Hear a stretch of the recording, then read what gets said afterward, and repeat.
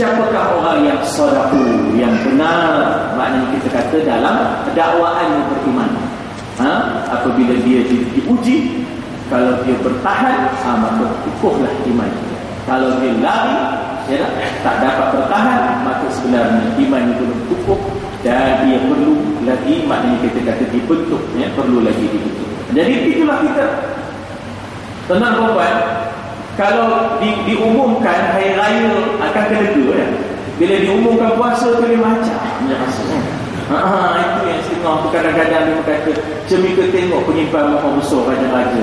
Kalau sokoknya straight je, jawabnya puasa esok katanya. Pandai benar, tak demo tak. Segala sokoknya sengit dia ada senyum dah, itu tak ada lah puasa lagi, takut lagi sabi. Begitulah manusia, tak? Kadang-kadang diuji itu berubah. Kadang-kadang bila diuji itu berubah. Jadi dengan sebab itulah kita tak boleh pakai hanya dakwaan saja. Kita kena tengok bila dia diuji. Jadi bila Allah Ta'ala kata, maka sesungguhnya tahulah Allah. Ini bukan bermakna bahawa sebelum ini Allah tak tahu. Allah tahu. Sebab Allah itu alimul ghaib. Tapi di sini ada lagi satu ilmu, syahadah, persaksian yang dinampak, maknanya yang bagaimana supaya manusia ini nampak. Dengan Allah Ta'ala izharkan, nyatakan bentuk rupa orang yang kulit imannya, iaitu orang yang bertahan dengan ujian. Ini dipanggil ilmu syahadah ataupun ilmu musyahadah. Maka dengan sebab itulah kita kata bahawa ilmu Allah itu qadim sebenarnya. Tetapi di sini Allah nak memperlihatkan kepada kita siapa yang sebenarnya sadaq, yang telah benar imannya. Jadi maknanya orang yang baru, dia akan melalui ujian. Dia akan melalui ujian. Sebelum dia tetap kukuh dan boleh bertahan, maka dia mesti diuji lebih awal. Iaitu benar pengakuan imannya. Sebab seketika ujian datang, tidak bergoncang iman mereka, bahkan bertambah teguh, bertambah yakin dan percaya mereka dengan kebesaran Allah dan kemuliaan Allah. Tuan-tuan, inilah yang berlaku kepada tentera Ahzab. Tentera Ahzab, bila musuh datang, tentera Islam Ahzab, bila musuh datang, dia kata hadza ma wa'ada Allah. Inilah dia yang telah Allah Ta'ala janjikan. Hadza ma wa'ada Allah. Orang-orang munafik ada asalnya dalam tentera tu, dalam tentera Ahzab tu, asal-asalnya orang munafik ada. Lalu bila dapat tahu bahawasanya tentera musuh dah datang menyokong, tentera Ahzab ni terdiri daripada gabungan-gabungan Quraisy dengan segala kekuatannya. Kemudian diupah tentera Ghatafan ataupun Bani Ghatafan. Bani Ghatafan ni dia bukan musuh Nabi, tapi dia ni macam Gurkha. Gurkha maknanya siapa boleh bagi jalan, siapa boleh bagi jalan, dia bukan ada prinsip, bukan ada perjuangan, bukan ada lisma, siapa ada bagi jalan, kalau tak bagi turun. Kadang-kadang maknanya begitulah elok dah, tiba-tiba tak jadi, kenapa? Dia pun tak jadi bagi. Jadi bagi. Jadi maknanya Bani Ghatafan ini dia jenis soldier of fortune, kata orang dulu. Soldier of fortune ni zaman-zaman Deep Purple pun ada juga, soldier of fortune. Jadi maknanya jenis kalau orang bagi upah, dia membuatlah. Ini goal. Ini adalah tentera daripada Bani Ghatafan yang bergabung dengan Quraisy. Quraisy pula dia telah memobilisasikan, mobilisasi maknanya menggerakkan Al-Ahbash. Ahbash ni maknanya orang-orang Habasyi, orang-orang Habasyi, orang-orang Ethiopia, orang-orang Somalia, orang-orang Eritrea. Itu semua dipanggil Ahbash ataupun Habasyi. Digerakkannya mereka ini sebab kebanyakan mereka adalah hamba-hamba, dikerahkan untuk bergabung dalam tentera.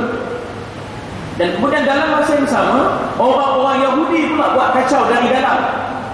Dalam masa yang sama, orang-orang munafik pula belot. Ini benda-benda ujian-ujian yang luar biasa. Jadi orang munafik ni mula cemas. Yang tak betul iman ni, bila nampak musuh datang, mula cemas. Kelang kabut. Mula kelang kabut.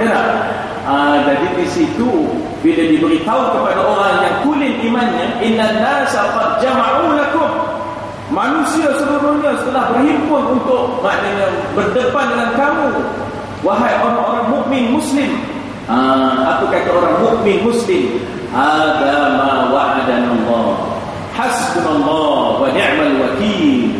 Inilah dia yang Tuhan telah janji. Apa dia?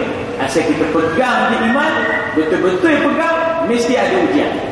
Faham? Hadza ma wa'adana Allah, hadza ma wa'adana rabbuna. Inilah yang telah Tuhan kami janjikan.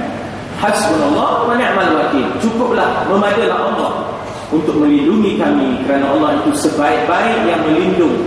Ni'mal wakil. Ni'mal wakil itu maknanya ialah sebaik-baik yang melindungi kami, sebaik-baik yang melindungi kami.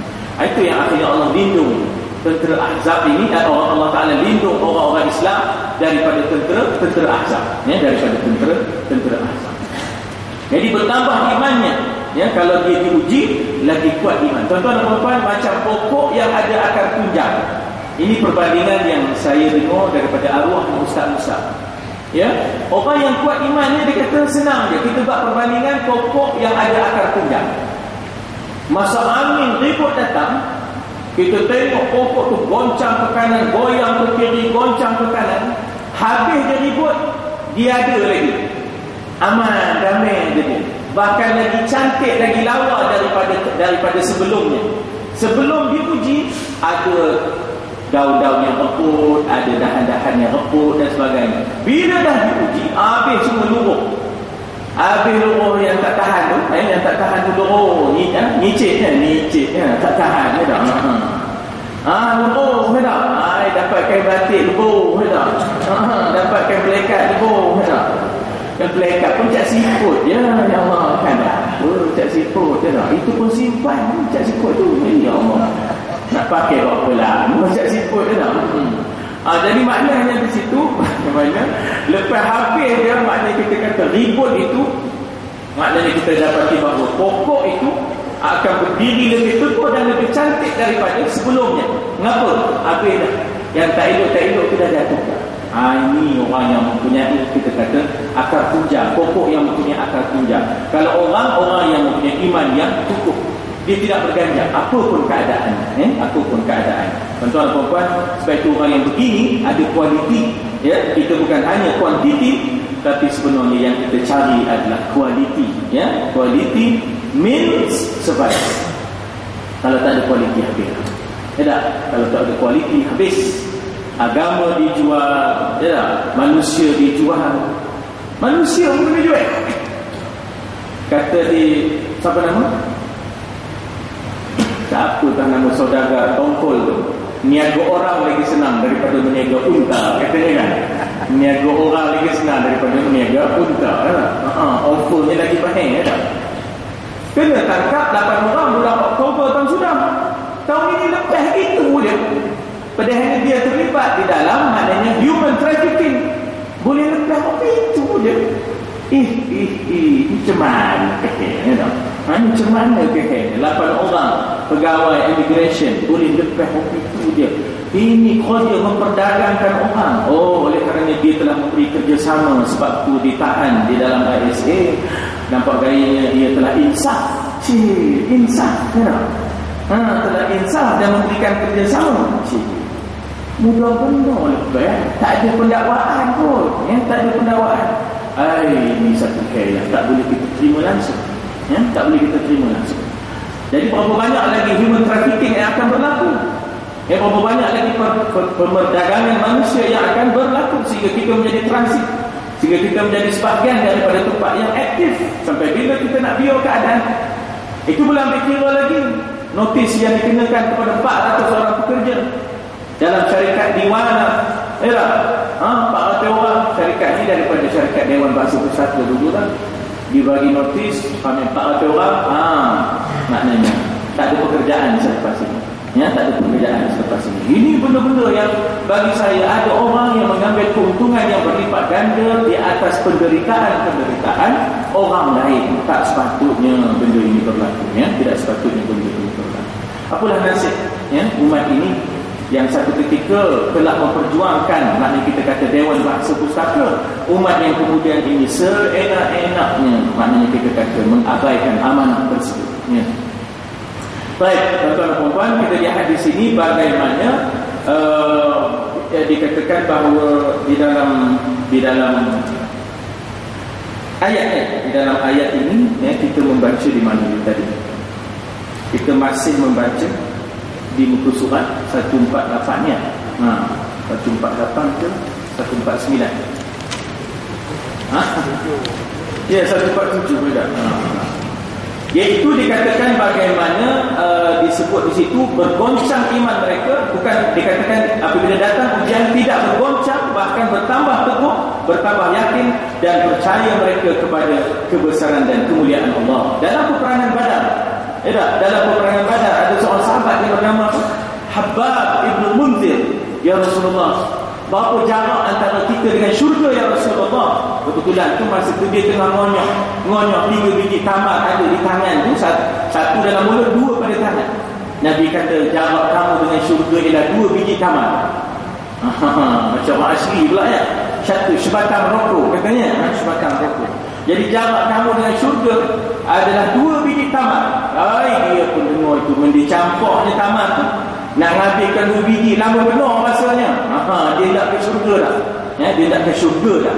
Begitu, ya, maknanya dia percaya kepada kebesaran dan kemuliaan Allah. Sebab pergiliran di antara senang dan susah akan selalu dialami oleh manusia di dalam hidupnya. Inna ma'al usri yusra wa inna ma'al usri yusra.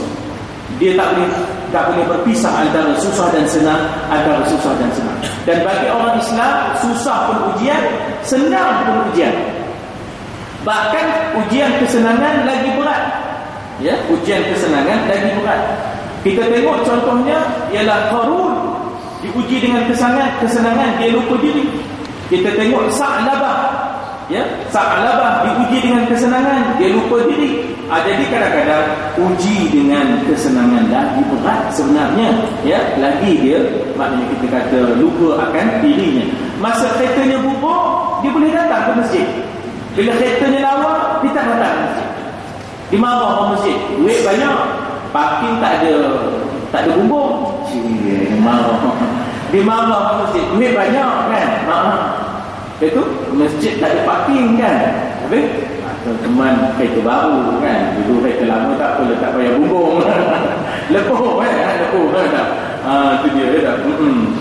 Kemudian dikatakan wala ya'lamannal kadhibin, dan sesungguhnya ia pun tahu akan orang-orang yang dusta. Tentang dusta, Allah Ta'ala guna perkataan kadhib. Benar Allah guna perkataan sadaku. Apa beza? Ada bezanya. Kadhib ialah kata nama, sadaku ialah kata kerja. Kata kerja dia boleh berubah, kata nama dia tak boleh berubah. Kata nama dia menggambarkan sesuatu yang sudah tetap. Sebab itulah dikatakan wala ya'lamannal kadhibin, orang yang mendusta dan berdusta, yang tak mau terima, ya, hakikat. Ini sesuatu benda yang kita lihat berlaku di mana mereka itu ramai sekali dan membentuk arus perdana, ya, membentuk arus perdana sampai Nabi terpaksa berhijrah ke kota Madinah, ya. Yang pengakuan imannya hanya di bibir sahaja. Setelah ujian datang, terbukalah rahsia yang sebenar. Kes murtad yang pertama setelah peristiwa Isra wal Mi'raj. Ujian yang lain ialah hijrah. Ada di antaranya yang hijrahnya tidak ikhlas. Dia berhijrah kerana kawan-kawannya hijrah, bukan kerana dia nak hijrah. Kes yang lain apabila berdepan dengan perang Uhud, diuji dengan harta rampasan perang. Ada yang lupa perintah Nabi dan turun daripada bukit. Jadi maknanya di situ ujian demi ujian. Di dalam peperangan Ahzab ada ujian yang menyebabkan orang munafikin yang tak kuat imannya berpatah balik, tidak mahu bertahan di kubu dan di benteng, balik ke rumah. Alasannya tak ada siapa nak tengok. Kan isteri kita tinggal, anak kita tinggal, tak apa pun jadi, siapa nak tengok dia? Itu dia dah. Itu dia, alladzina fi qulubihim maradun, ya, mereka yang berpenyakit hatinya. Mereka tidak lain daripada manusia-manusia yang lemah, yang tidak bertahan, tidak tabah dalam pergolakan perjuangan. Seringkali bila diuji berubah air mukanya, bila diuji berubah hatinya, ya. Jadi ini orang yang tidak mempunyai kekuatan, ya, orang yang tidak mempunyai kekuatan. Saya dah sebut di sini tuan-tuan, orang yang tulus ikhlas dalam perjuangan ialah orang yang banyak sanggup bersusah payah, sanggup berkorban, memberikan keselesaan yang ada pada dia untuk orang lain. Ya tak? Memberikan keselesaan yang ada pada dia untuk orang lain. Ini orang yang maknanya kita kata tulis. Saya ambil contoh mudahlah. Bila teruk luka di dalam peperangan Uhud, maka ada di antara umat Islam yang faham ini, ketika mana mereka dirawat, mereka dahaga, inginkan air. Ketika itulah apabila ada di antara mereka yang akan meminum air itu untuk disuap oleh maknanya jururawat untuk diminum, tiba-tiba dia terdengar saudaranya memanggil air, menyuruh air, mohon agar diberikan air. Maka dengan sendiri dia kata, tolong serahkan pada saudaraku yang satu. Tuan-tuan, bukan senang nak buat begitu. Kita ini kadang-kadang teruji dengan hidangan buffet. Udahlah, saya jawabnya. Kan, kita teruji dengan hidangan berselera saja. Hidangan buffet itu cukup dah. Yang itu pun lebau. Kan? Udah nyacok je kan, tak peduli orang belakang dah. Dan dia nyeduk dah sepenuh-penuhnya. Dah tak kira orang belakang dah. Kadang-kadang tak nak nyampe gini, dah nyakuk. Dah nyakuk. Dari cakup nyampe yang dapat dicakup. Kita kadang-kadang kena uji macam mana Bani Israel kena uji dia. Ya tak? Bani Israel kena uji pergi perang dengan Talut, tiba-tiba berdepan dengan sungai. Bukankah Talut kata, kalau nak minum jangan minum banyak-banyak, jangan kalah perang. Ya tak? Jadi maknanya Tuhan tak bagi kau minum. Kalau nak minum pun minum sikit. Lebau. Pakat minum tuan-tuan, ya, pakat minum illa qalilan minhum, kecuali yang sedikit saja yang tidak minum. Jadi maknanya begitulah sebenarnya kualiti sangat-sangat dituntut dan sangat-sangat dipuji di dalam Al-Quran. Bahkan Al-Quran seringkali mengkritik kuantiti. Jangan mudah dengan kualiti. Quran seringkali menyebut walakinna aktsaran nasi la ya'lamun, tapi kebanyakan mereka tak tahu. Walakinna aktsaruhum la yashkurun, sebagian besar dari mereka tidak bersyukur. Walakinna aktsaran nasi la ya'qilun, banyak yang tak berakal. Banyak semua Tuhan kata begitu. Tuhan mengkritik kuantiti dan memuji kualiti. Jangan kita terpesona kira nak ramai je, ramai pun kena buat apa, kan? Jadi jangan kita ramai je sudah jadi macam ayam daging, je dah. Tu ramai kita ya ayam daging, ramai orang dah kena sebeli, je dah. Orang-orang semacam itulah yang dibawa menyeberang oleh Nabi Musa, meninggalkan Mesir, menyeberang laut. Yalah, menyeberang terusan, menyeberang maknanya kita kata Laut Merah, menyeberang maknanya semenanjung Sinai dan sebagainya, meninggalkan Mesir, menuju ke bumi Kan'an, ya, bumi Palestin. Ada riwayat mengatakan menuju ke bumi Madian. Lalu di tengah jalan meminta perkara-perkara yang tidak patut diminta. Tengah-tengah padang pasir Sinai, mintalah segala bawang, segala timun, segala.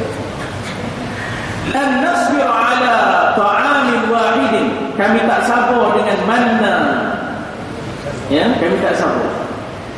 Ud'u lana rabbaka yukhrij lana, ya, mintalah doa kepada Tuhan supaya Tuhan keluarkan bagi kami, ya, maknanya yukhrij lana minal, dikatakan keluarkan daripada bumi ini min baqliha wa qithaiha wa fumiha wa adasiha wa basaliha.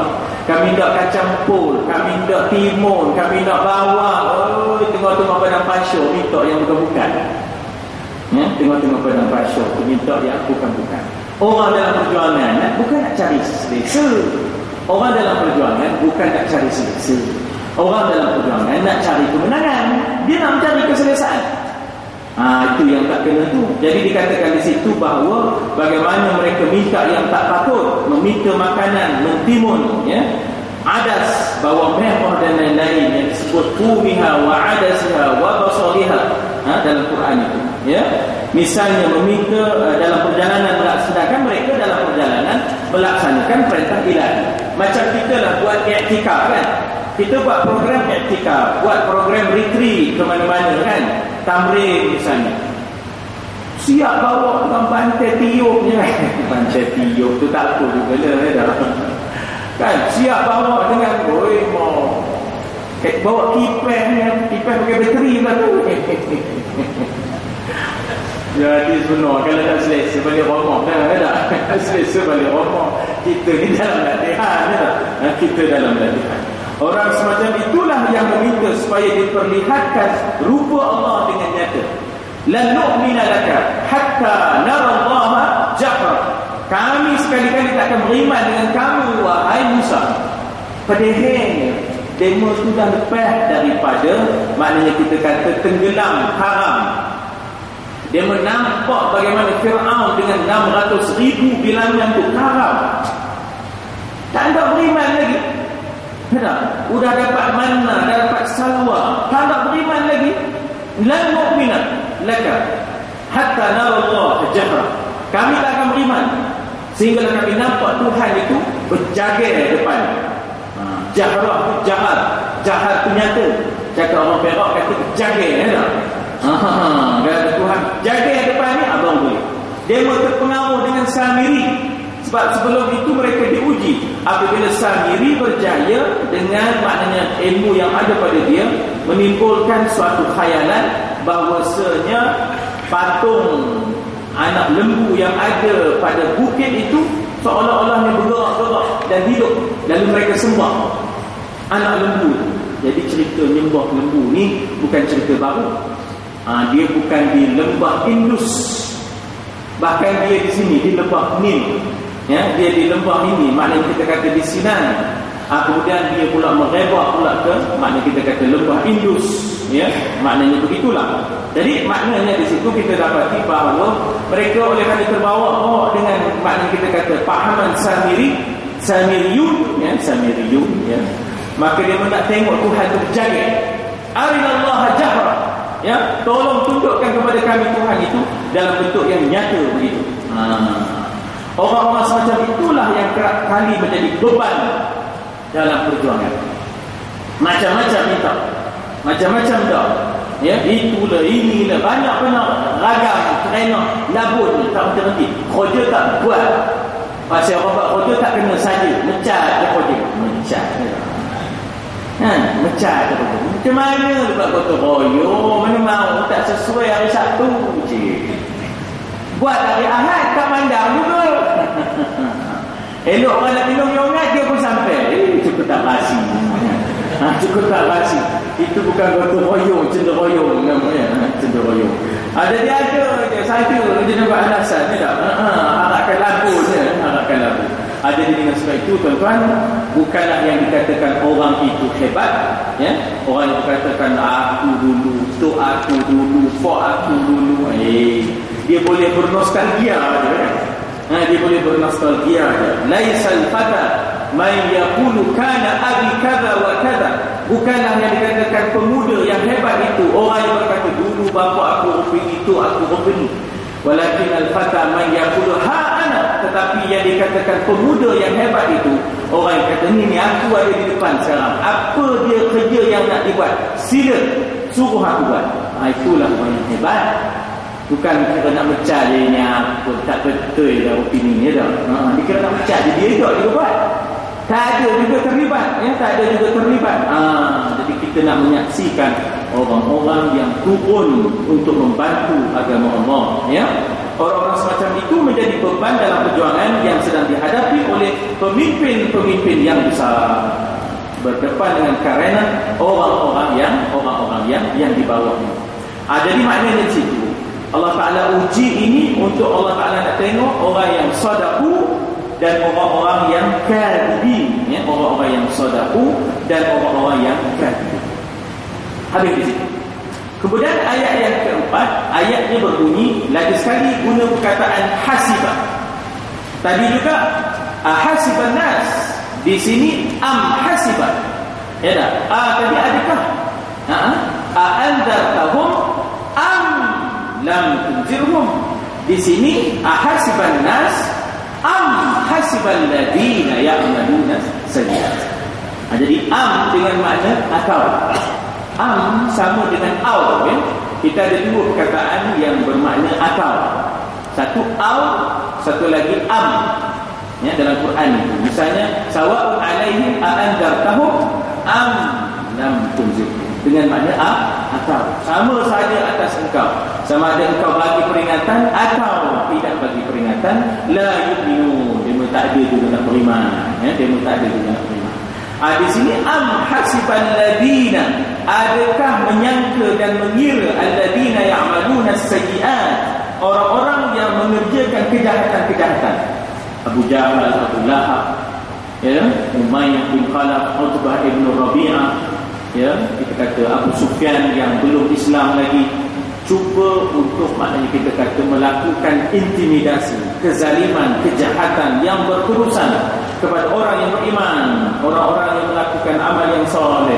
Jadi musuh ni tak pernah berhenti-henti, ya. Musuh itu sampai sekarang pun tidak akan ada henti-henti mengganggu orang-orang yang beriman. Am hasibal ladzina ya'maluna as-sayyi'at an yasbiquna, bahawa mereka akan mendahului kami. Maksudnya ialah mereka akan lepas. Mendahului ini maknanya lepas itu juga, tak akan dapat diambil tindakan. Adakah mereka menyangka begitu? Maknanya soalan ini sebenarnya bukan minta jawapan. Soalan ini adalah untuk mengingkari sangkaan-sangkaan yang salah, yang meleset itu. Ya, maknanya kalau kita tengok soalan yang mula, adakah menyangka manusia bahawa mereka akan dibiarkan berkata mereka beriman sedangkan mereka belum diuji? Ini soalan adakah itu, bukan minta jawapan. Sebaliknya dia adalah maknanya soalan untuk mengingkari suatu tanggapan yang salah, iaitu takkan mungkin seorang dibiarkan menyatakan dia beriman sedangkan dia belum diuji. Takkan mungkin seorang yang ya'maluna sayyi'at, melakukan kejahatan-kejahatan ke atas orang-orang mukmin, takkan mungkin dia akan yasbiquna, lepas begitu sahaja, mendahului Allah dan Rasul tanpa apa tindakan-tindakan. Takkan mungkin. Jadi maknanya soalan di situ, ya, sebenarnya lebih kepada mengingkari kepahaman tanggapan yang salah. Kononnya kalau mereka melakukan kejahatan-kejahatan ke atas orang-orang yang beriman, yang beramal soleh, akan terlepas begitu saja. Jangan kata boleh lepas. Kita bukan hidup di dunia je. Jangan hanya seronok di dunia saja. Setengah orang kan begitu. Dia buat kejahatan-kejahatan kepada orang yang beriman, dia rasa puas benar. Tidak? Leganya. Ada tak? Tidak? Tak ada tak? Dah kita tukar dia ke lain. Kita tukar ke lain. Tidak? Lega. Jangan fikir benda itu selesai. Jangan fikir benda itu selesai. Kalau orang yang kena zalim ini berdoa, siap kamu. Ya, kalau orang yang zalim ini berdoa, jaga baik-baik. Kata Nabi, ittaqi da'watal mazlum falaysa bainahu wa bainallahi hijab. Tidak ada di antara dia dengan Allah itu sebarang hijab. Takutlah kamu doa orang yang kena zalim, tidak ada di antara dia dengan Allah itu hijab. Tak ada sebarang halangan. Maknanya doanya mustajab, lambat ataupun cepat. Jadi jangan orang yang buat jahat, yang buat zalim, yang buat aniaya ni ingat boleh selesai dan lepas daripada hukum Allah Subhanahu wa taala. Ya, itu yang dikatakan am hasibal ladina ya'maluna sayyi'at ay yasbiquna. Itu soalan. Tapi sebenarnya untuk mengingkari tanggapan-tanggapan yang salah yang dilakukan, yang ada pada orang-orang yang jahat seperti Abu Lahab, yang berjaya menyeksa, yang berjaya membunuh, ya, Sumayyah dan sebagainya. Jangan ingat mereka akan lepas daripada maknanya kita kata perkiraan Allah, maknanya hukum Allah Subhanahu wa taala. Dikatakan di sini dalam ayat ini fa inna, dikatakan di sini bahawa sa'a ma yahkumun, ya, sa'a ma yahkumun, betapa buruknya tanggapan itu, buruk sekali apa yang mereka tentukan dan yang menjadi ketetapan